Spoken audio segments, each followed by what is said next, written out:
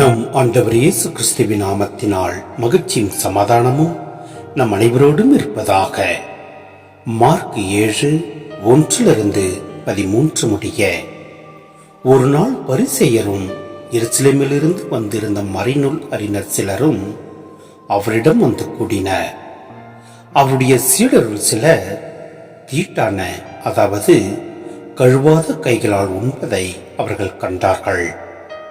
பரிசேயரும் ஏன் யூதர் அனைவருமே தம் மூதாதையர் மரபை பின்பற்றி கைகளை முறைப்படி கழுவாமல் உண்பதில்லை.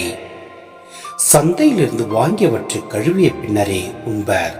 அவ்வாறே கிண்ணங்கள், பரணிகள், செப்புக்கள் ஆகியவற்றை கழுவுதல் போன்று அவர்கள் கடைபிடிக்க வேண்டிய மரபுகள் இன்னும் பல இருந்தன.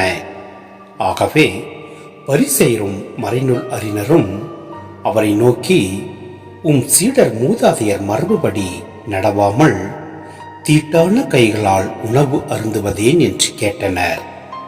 அதற்கு அவர், வெளிவிடக்காரர்களாகிய உங்களை பற்றியே எசாயா பொருத்தமாக இறைவாக்கு உரைத்திருக்கிறார்.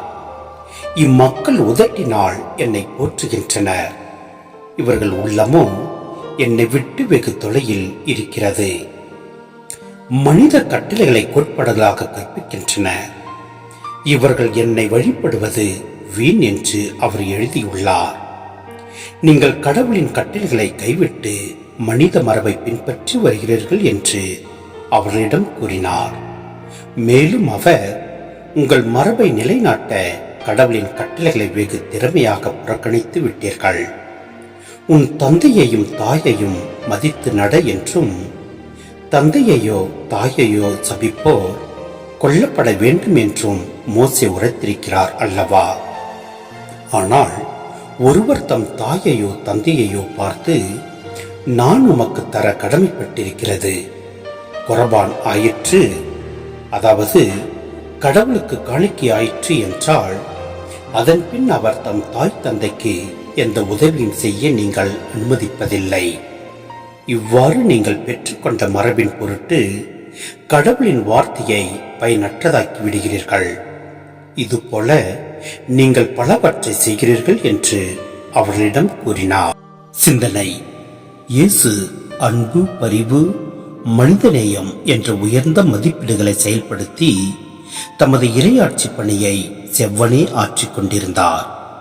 இதை தெளிவாக்கும் நற்செய்தியாளர் மார்க்கு, காலாவதியாகிவிட்ட மூதாதையர் மரபுகளையே இன்னும் பிடித்துக் கொண்டிருக்கும் பரிசேயரின் அடிப்படை வாதத்தை இயேசு வெளிச்சத்திற்கு கொண்டு வருகிறார்.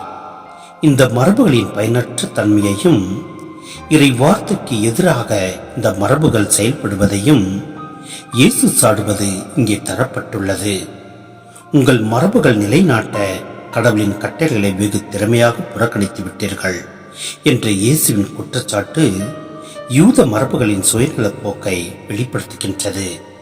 எனவே நாம் வெறும் உதட்டினால் நம் ஆண்டவரை போற்றாமல் உள்ளத்தின் ஆழத்திலிருந்து நாம் ஆண்டவரை போற்றுவோம். அப்பொழுது எல்லாம் வல்ல இறைவன் நம்மை நிறைவாய் ஆசீர்வதிப்பார். ஆமென்.